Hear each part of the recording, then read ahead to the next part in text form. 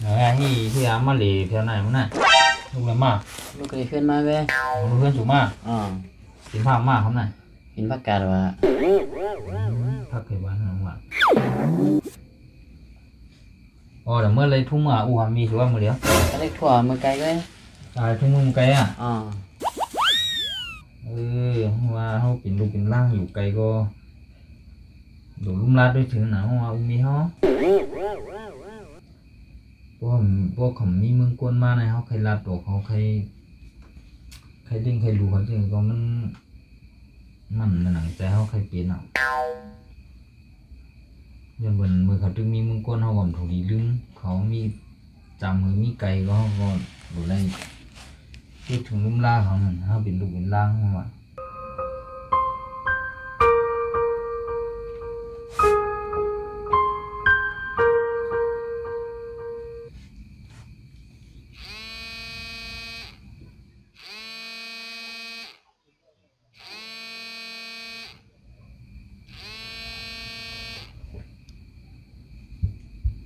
ฮัลโหลเอาไว้ครับแม่อ๋ออยู่ดีกูก็เขาลูกลังอยู่ดีกูก็เห็นมาเจอเอาไว้หรือมีเขามีลองกันค่ะข้าวสารดีเชียวคาดาอุ่นมาบันมือหลายเดือนกว่าเนี่ยว้าวมีเขากินวันไหนตายบิ๊กเบืองล่ะ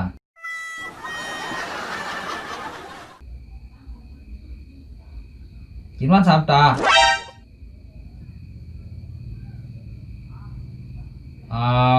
กินน้ำอะไรวันสามตาได้ไล่มีหลายกว่ามี5กว่าก่อนมันหลูกเปี้ยงกินพอนั่น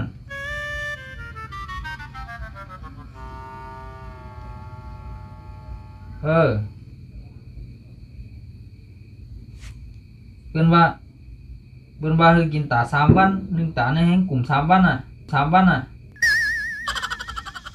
เมียเขากินวัน3 ตาเลยคือคำเลยข้าวสาร1 ถุงไอ้เรือนของปัวหรอนั่นด้วยนั้นข้าวว่าเลยยังปีเบื้อง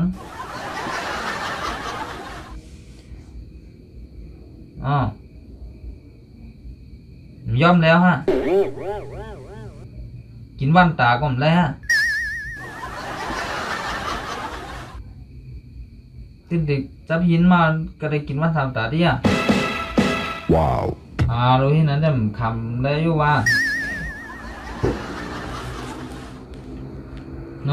ข้าดาววนว่าการข้าวสารเมียเขาหลายเดือนก็แน่มือเรือน4 ปีไกลก็อย่างนั้นเนี่ยครับบันมาดข้าวสาร2 ถุงเนี่ยมาเรียวเดือนทั้งนั้นเรือนจริงมาเลย9 เดือนเลย10 เดือนนั่นเองล่ะถ้าดัง10 เดือนข้าวสาร2 ถุงป่วยคุณหาก็ไอ้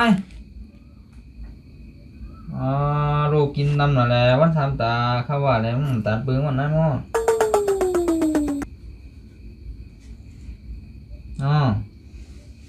มันดูย่อมพอเขาคนหาเมืองไทยนี่มันขันใจแหละ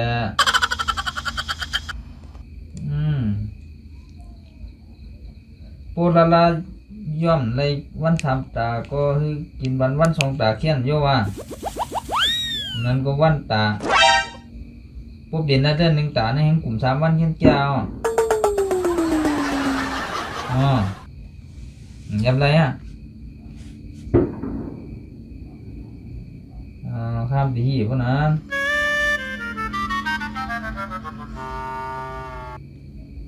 วันก็มือพุ่งมาเอาเขาเลยค่ะดิส่งวันแท่งแต่แท่ง3 ถุงทั้ง3 ถุงนี่2 เดียบกูมา1 ปีนะมึงกินจ้ำด้วยก่อนไปหู้ 3 ถุงให้พวกมึงกินวันตาอันนั้นก็1 ตาเลยกลุ่ม3 วันเนี่ยติบ่อยู่ว่าอ๋อ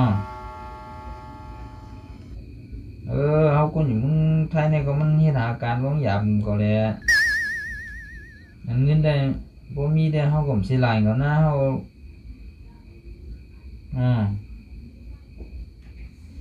าเลี้ยงสูงผมสิหลายนะเพื่อสูงกินเปลืองน่ะเนาะ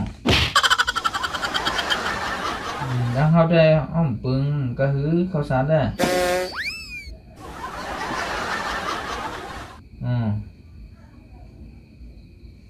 เอาปานนั้นก็ได้ก่อนมีว่ามาพุ่งก็มาเลยน่ะ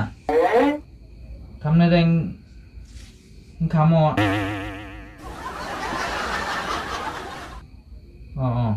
ก็ได้กับพวกนั้นเนาะ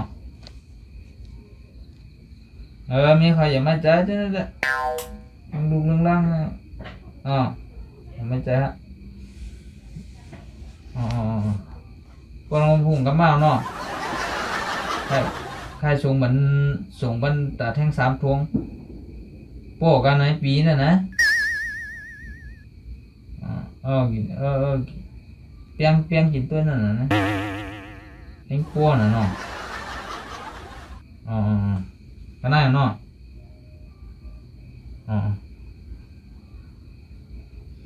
คุณท้องในกล้องอย่างมา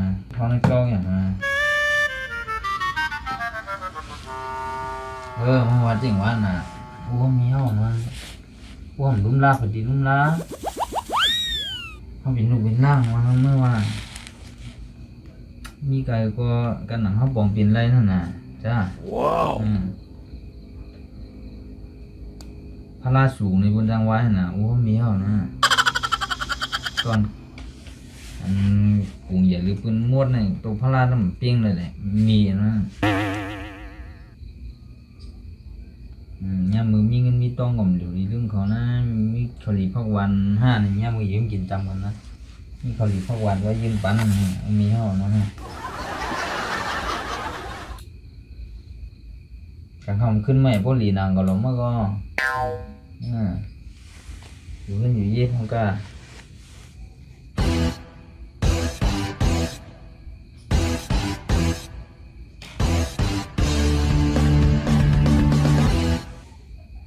บ้านข้าในมือมันน่ะ